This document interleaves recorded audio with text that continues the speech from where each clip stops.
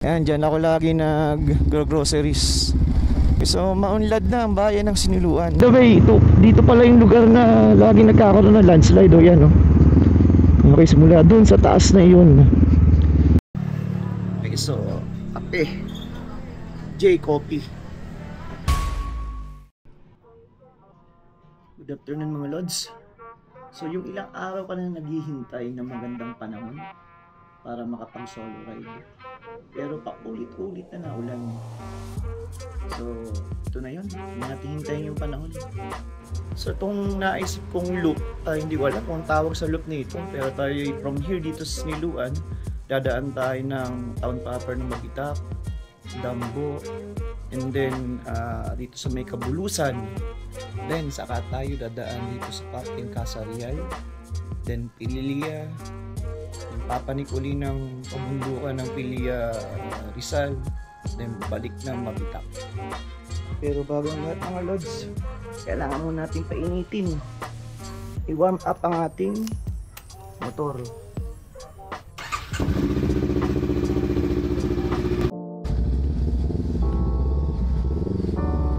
Sound check tayo. Tingnan din natin kung ako yung tsura ng video.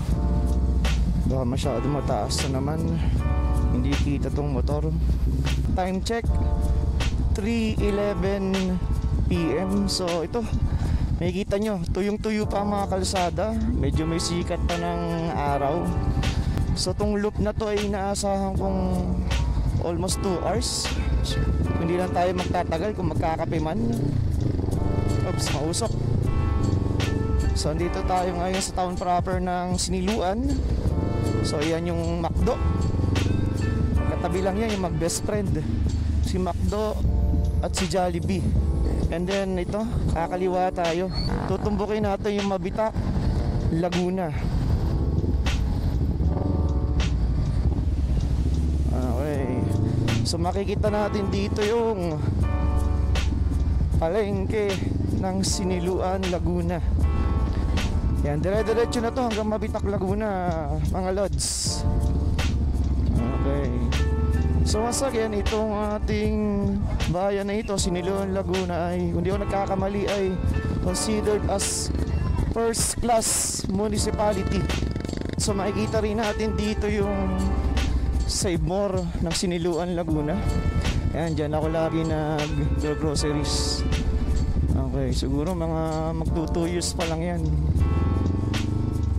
Okay, so maunlad na ang bayan ng Siniluan.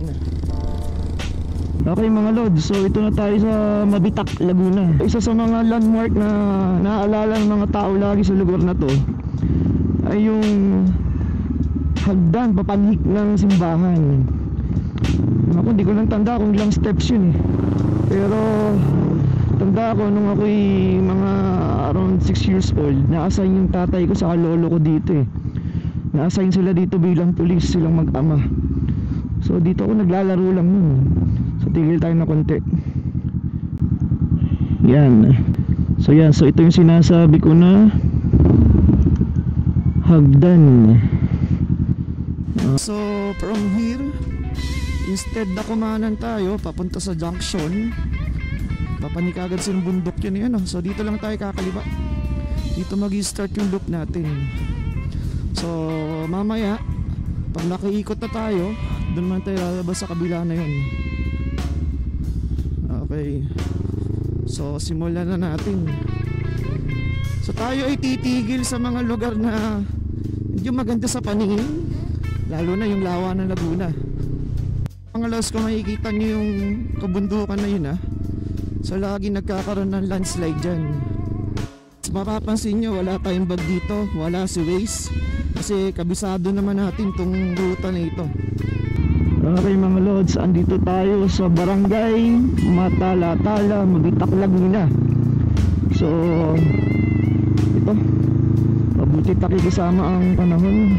Okay, so bumagal ako lods, makikita nyo ito, Barangay Dambo, Pangi, Laguna naman.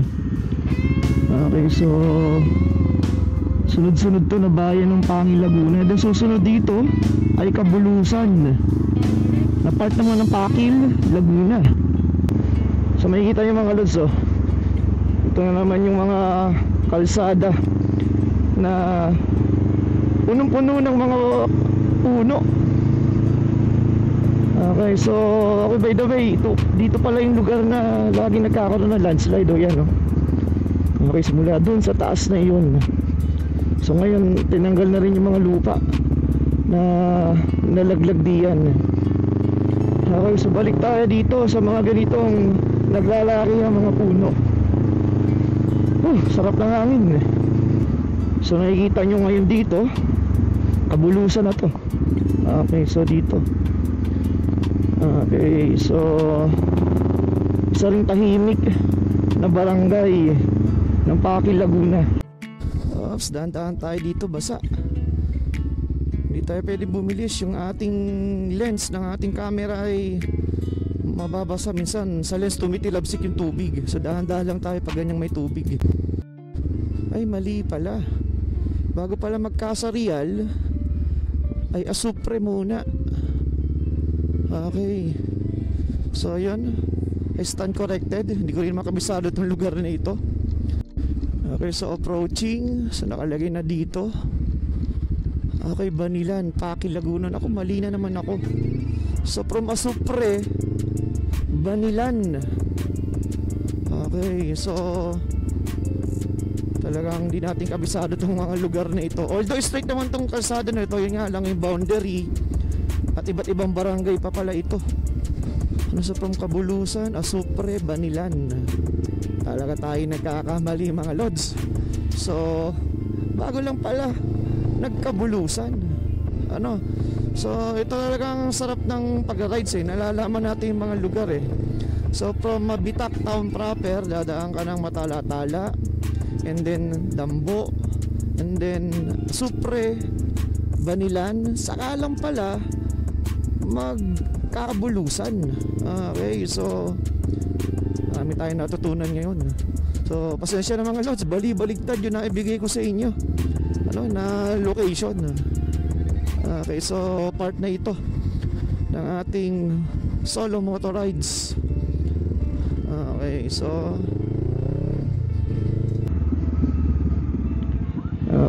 dito tayo sa tapat ng Kabulusan School. By the way, nawala ng face-to-face classes ang entire Laguna dahil sa preparation dito nga sa sunod-sunod na series ng lindol sa ating bansa.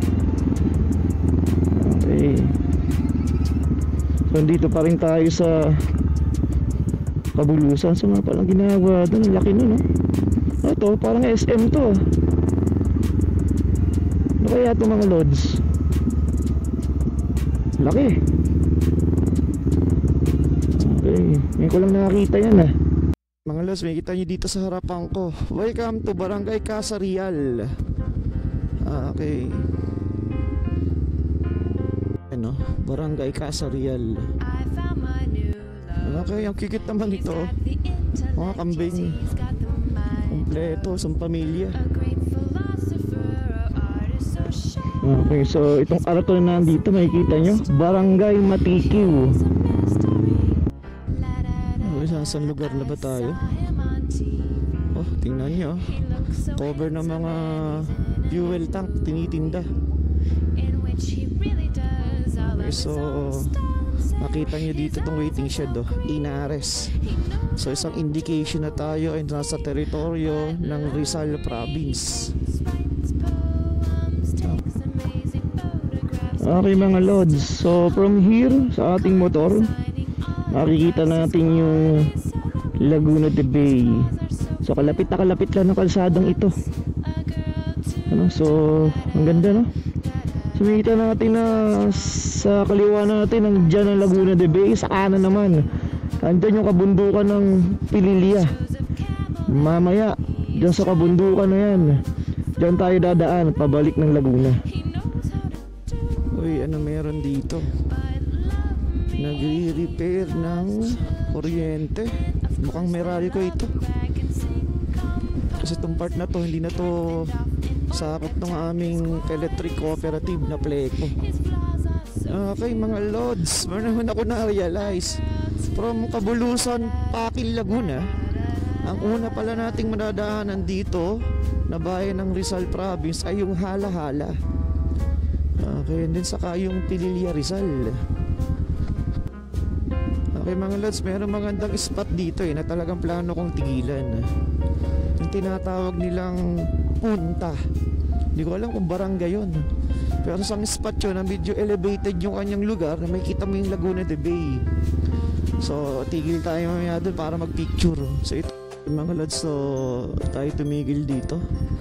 By the way, time check tayo, 3:46 PM. So makita nyo dito yung yung Lily Vacation Farmhouse. Pero alam ko may membership para makapasok ka dito. So nakita ko sa Facebook na talaga namang ang ganda niya sa loob. Hindi ko lang alam kung paano maka-avail ng membership dyan bukod sa monetary requirement. Okay, sa bakod pa lang, simpleng-simple no?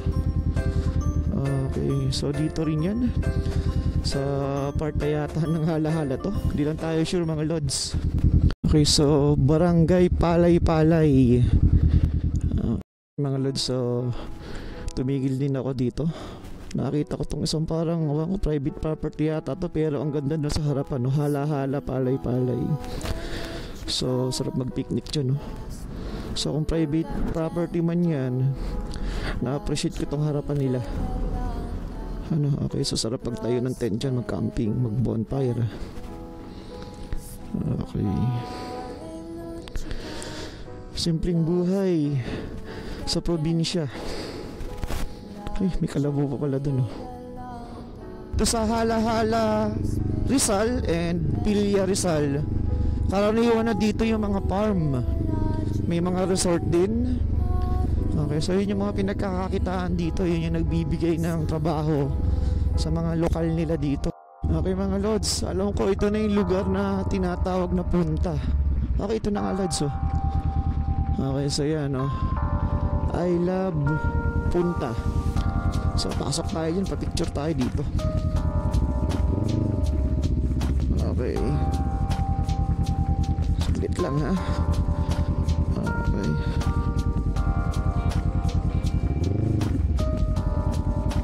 yan. At dito mga lods, makikita mo rin yung Laguna de Bay. Alam ko Talim Island yun eh. Okay mga lods, so from here mababasa nyo nga yung I love Punta. Okay, so ito nga, makita nyo naman sa harapan ko yung Laguna de Bay. Okay, so mga isang oras siguro from here makakabalik din tayo ng Laguna. Okay, so papapicture lang muna ako mga lods.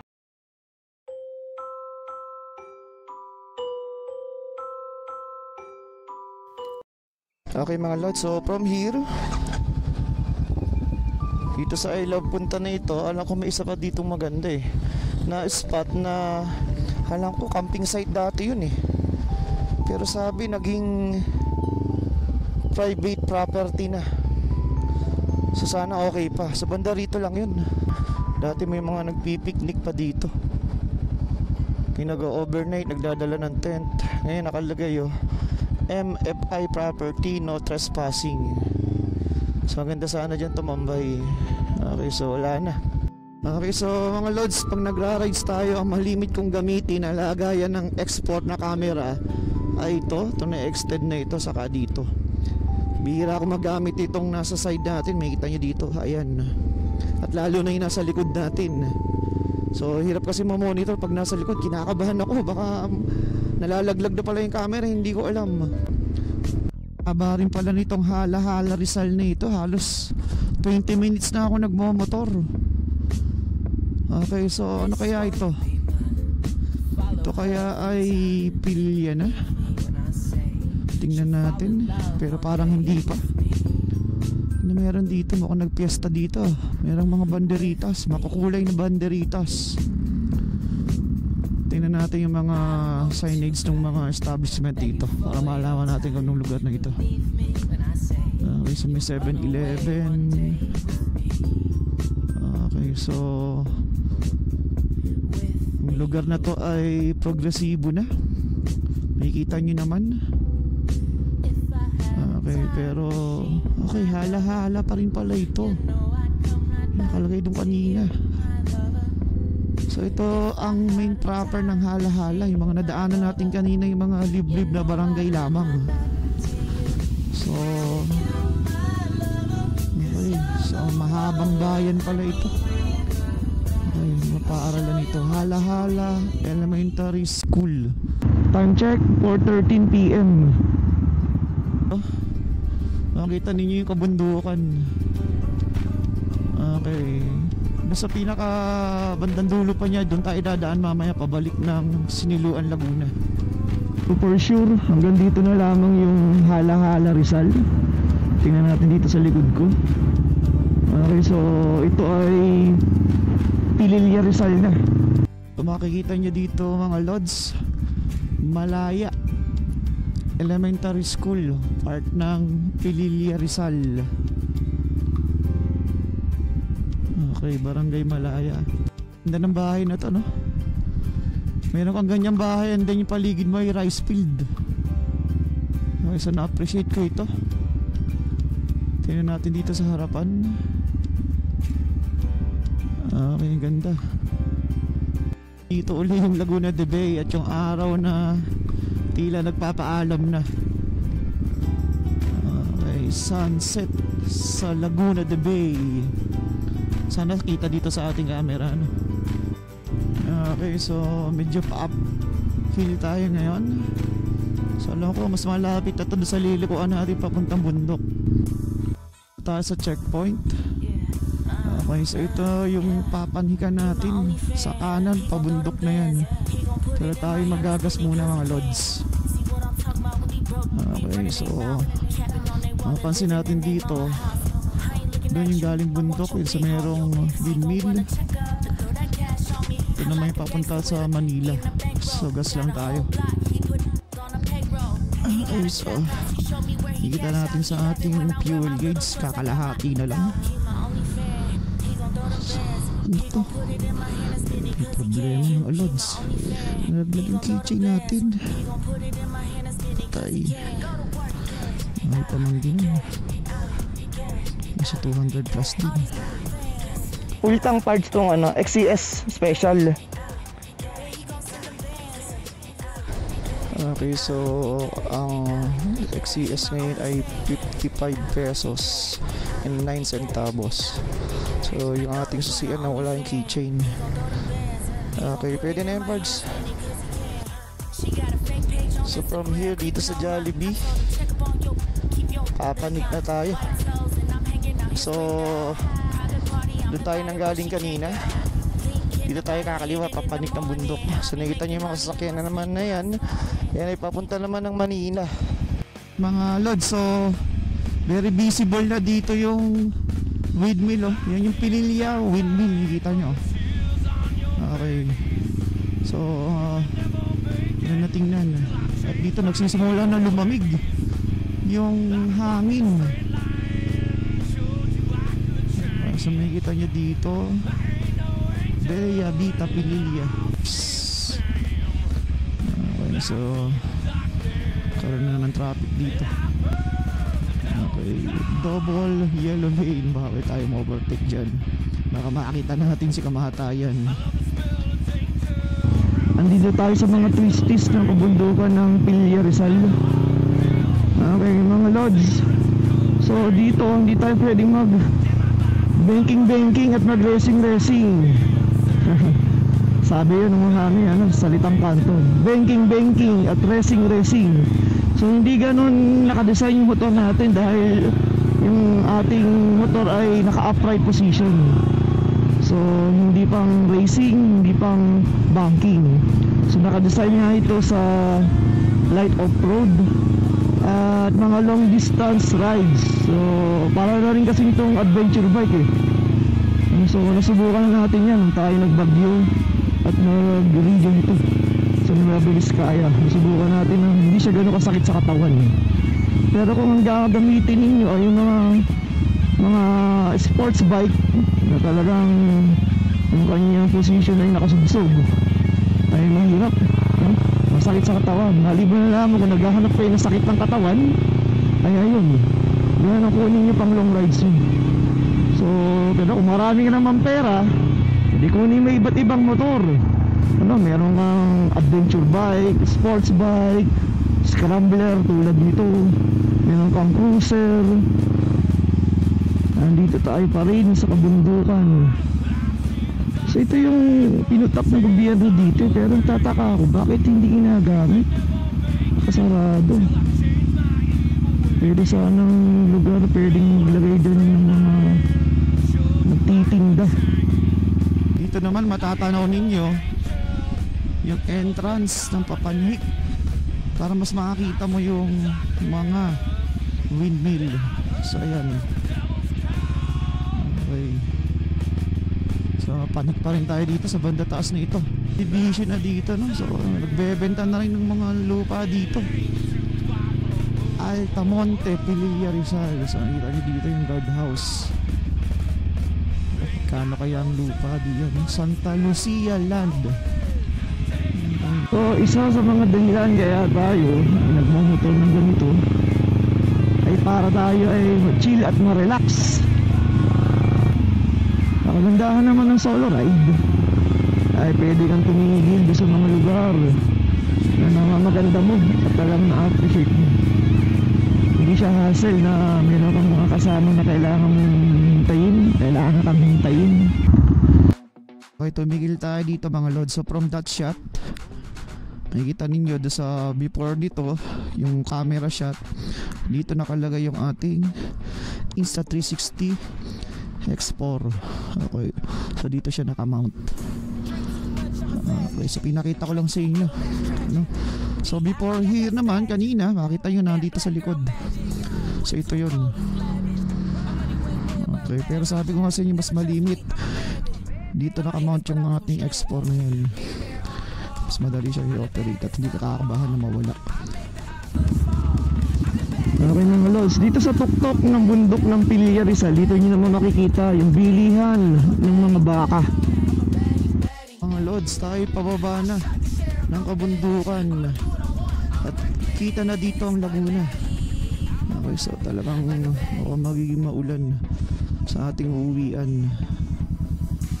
Ito na yung boundary ng Rizal at Laguna Province. So kanina doon tayo sa parting Kabulusan yung boundary ng Rizal at Laguna doon. Ito naman yung kapag sa bundok ka naman dadaan. Okay, so ba dito yun? So lapit na yung mga lods. So ito ay Laguna na. Yan makikita nyo. So ito ang unang bayan, no? Mabitak, Laguna. Nandito ka dadaan sa kabundukan. So sa lugar na ito pag gabi maraming natatakot dumaan eh. Kasi mayroong isang malaking baliti dito. Ano yun, makikita nyo. Yan. So iba nga bumusina dyan pag nadaan. Try natin bumusina. Yan. So mga lods, para saan ba yung busina na yun pag dumadaan doon sa baliti? So pasintabi daw yun, ano, parang nagpaalam ka daw doon sa mga nakatira doon na kung kayo naniniwala sa mga superstitious creature tulad ng kapre, yung kantadya, mga lamang lupa.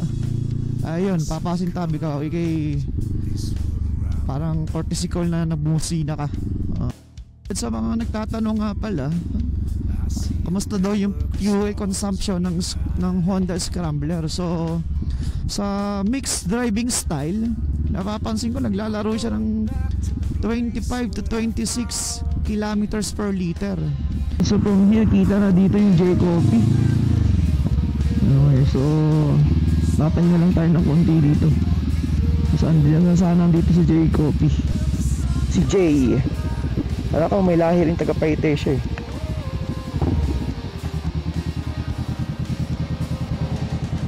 Okay. Yun. Dito tayo abutin ng ulan. Hello Jay, magandang hapon. Kamusta? Nag-ikot ako dyan, nag-loop ako. Paikot hanggang dyan sa may Kasarial. Hala-hala, umikot lang. Nainip sa bahay eh. Okay mga lads, so andito tayo sa J Coffee. Nakita natin yan. Okay. Thank you J Coffee. J Coffee na pangalan na yan. Okay, para si Jayus. Ay ka lang, hello. Suki na dito. Okay. Mukhang paulan na, ang ganda kanina ng panahon, Jay. Yung bago umalis. Ito na yung tsura ngayon, no? Kita nyo dito yung halos pork stick at ang nila. Okay mga lods.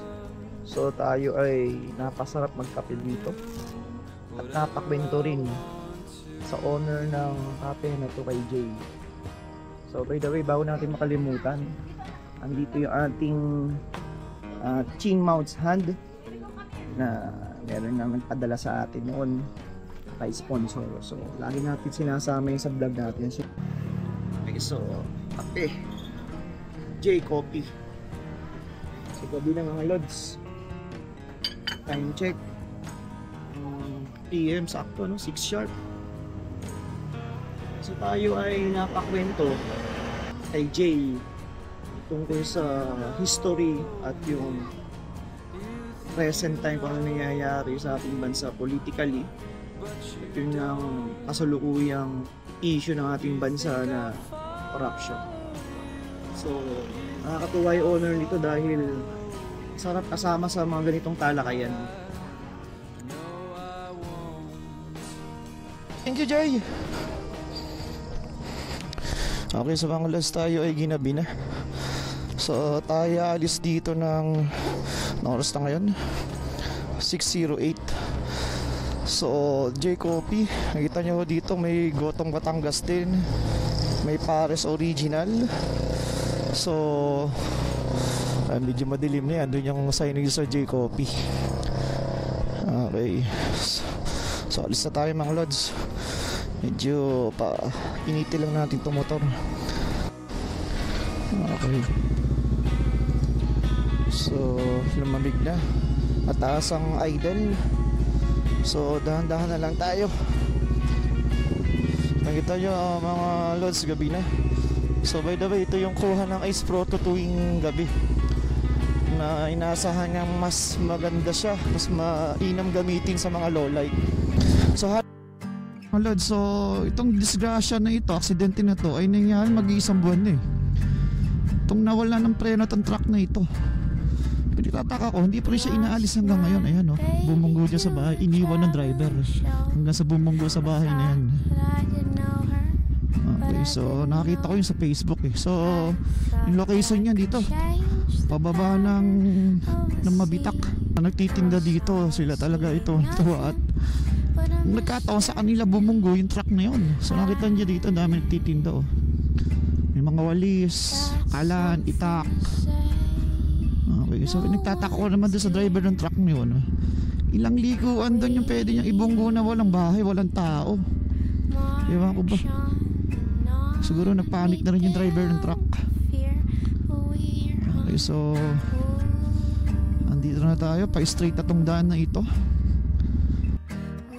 Okay mga lods, so approaching tayo dito sa tinatawag na Johnson, Mabitak, Laguna. So ito ay intersection, no? Isang papami, itong sa kaliwa naman ay papasok ng Santa Maria. So tayo ay kakanan, papunta tayo ng Mabitak. So dito yun. Yan. Okay mga lods, ito ang munisipyo ng Siniluan, Laguna. Okay, dating andun sa may plaza yan eh. So dito ko natatapusin yung pagbablog ko ngayon. So feel life, share the journey. Huwag lang pong kalilimutan na i-like at i-follow yung ating FB page saka ang ating YouTube channel. Yung walang iba nga kundi ang JLMT Fitness and Motovlog. So maraming salamat sa lahat ng sumusubaybay. Okay, bye muna mga lods.